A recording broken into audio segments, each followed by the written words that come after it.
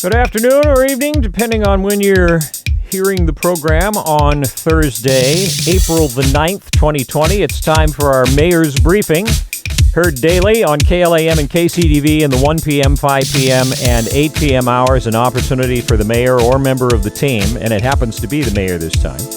But it's their opportunity to give you a daily update on what kind of the key things are that are going on with the city's response to this pandemic. So with that, we'll get into our conversation with Mayor Koplin on KLAM and KCDV. Clay Copeland, nice to be able to have the mayor for the Mayor's Briefing again. You've been a busy man, and it's been a while since we've had a chance to chat. And let me start by offering you sincere praise for the message that you put out recently about where you were at and what it's like to be mayor in these times. And I imagine that the outpouring of support, massive outpouring of support that you got for that has to feel pretty good, huh? It really does, JR. I'll tell you, it's had a pretty tough weekend, but then I saw the oars starting to row in the same direction. I started to calm down a little bit.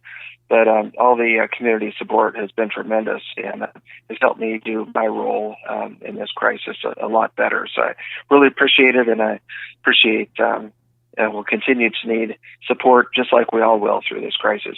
Yeah, well, and that is the direction that things are heading as everybody gets a little more used to what we're going through, is realizing that combining ideas and listening and not talking over each other and treating this like a presidential election, I guess, is the way to go. So let's go out of the gate here with some of the newest, most significant developments that you would really like people to know about as their mayor. Okay, great. Thanks, JR.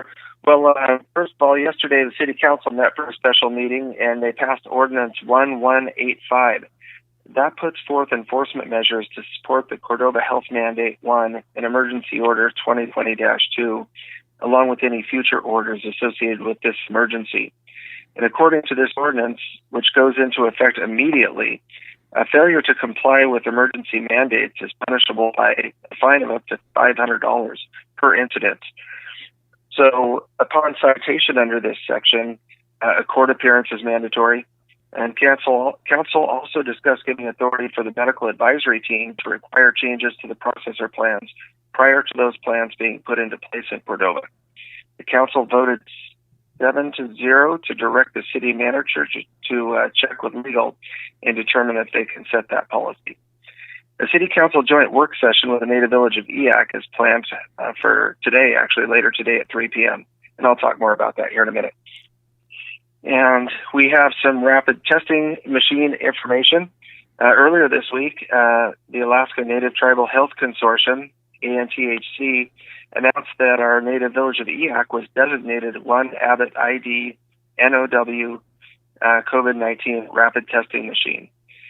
The ICHC is waiting delivery of that machine, and that's the Yolonka Clinic. And additionally, during Governor Dunleavy's April 8th, 5:30 p.m. press briefing, Cordova was listed as a location designated to receive an Abbott ID now COVID-19 rapid testing machine through the Department of Health and Social Services. It's not clear if that's a separate machine or referring to the same designation. I'll just say off to the side, I've got some information that might indicate it's a separate machine, but the test kits are the real issue there. So the city's not received any formal confirmation of this yet. And next, we have that early and broad testing for COVID-19 has been shown to help isolate cases from becoming more widespread throughout a community. However, it's important to note that only a small number of rapid tests are being sent at first, with test resupplies being controlled and distributed by state, federal, and tribal governments. Your Cordova medical response team would like to reiterate that social distancing is still the number one method for containing the spread of COVID-19. We'll update the public as soon as we learn of any changes regarding our ability to test. So as I mentioned earlier, JR, there's going to be a joint work session this afternoon between the City of Cordova and the Native Village of Eyak. The leadership, the two councils, wanted to get together and discuss how they could share resources and kind of divide and conquer this beast. So So the Native Village and Council and the City Council will be meeting at 3 p.m. And that's going to air on the City of Cordova's YouTube channel at 3 p.m. and will be immediately followed by a City Council meeting where they'll be considering or adopting new emergency measures.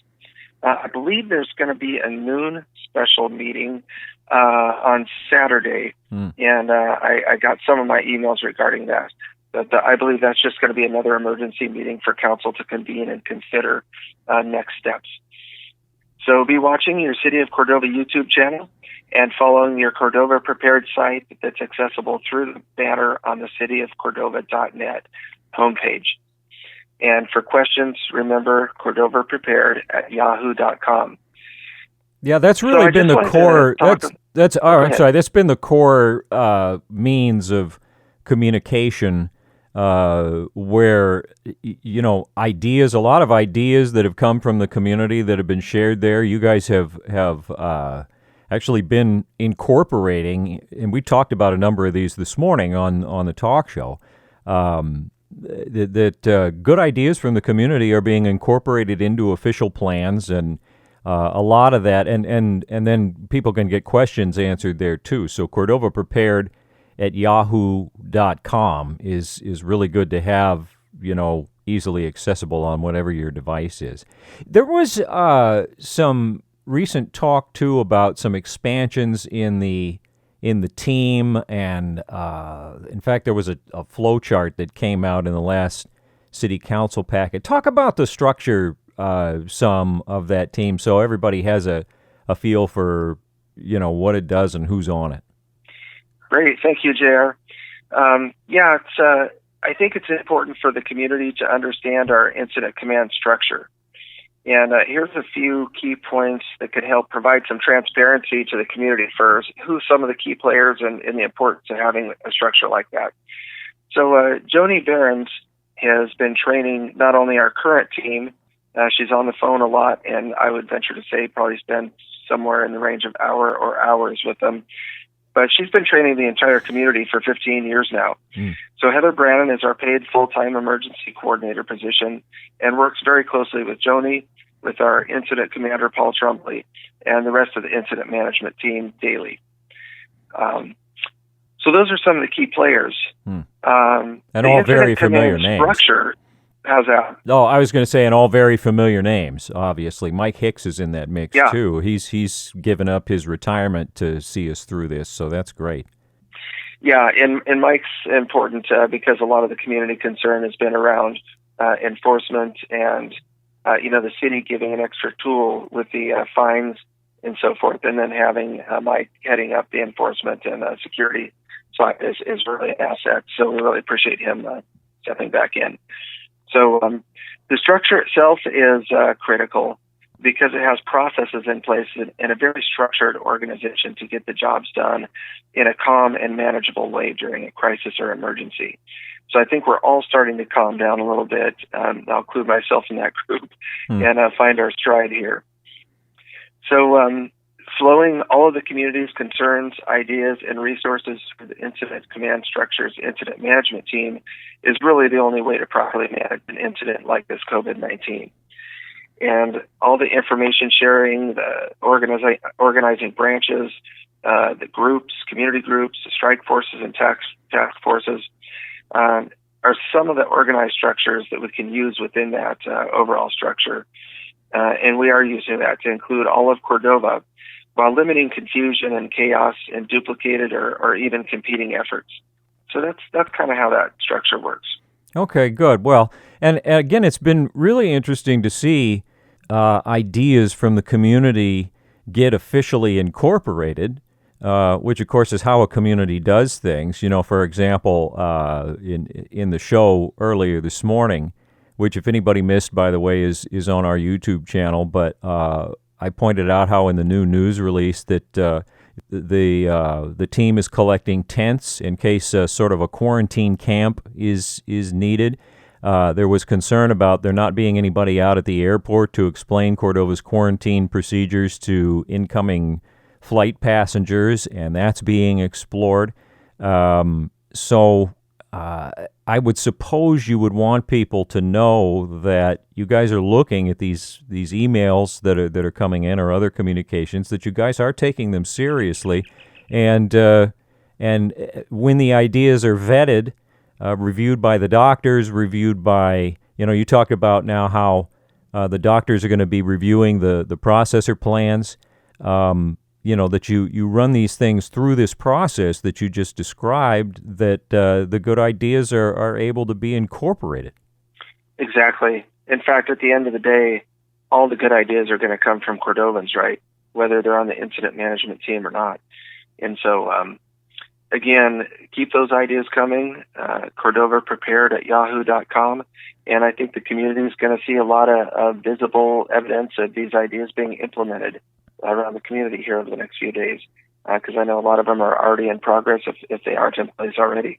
So thank you. All right, Clay, thanks a lot. And, take care of you. Give Lila a hug for everybody, and hopefully we'll get a chance to visit again tomorrow.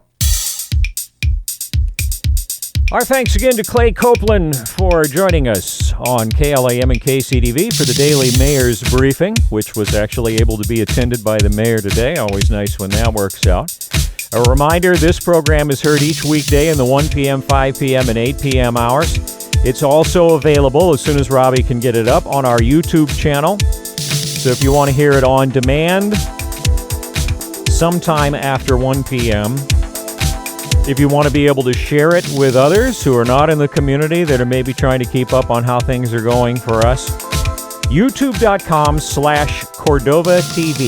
youtube.com/Cordova TV. If you missed this morning's talk show, the town meeting talk show, which was on KLAM at 10, that's also archived there. We covered some of this information and a number of other details about how the ideas people are coming up with are getting incorporated as everybody works together there.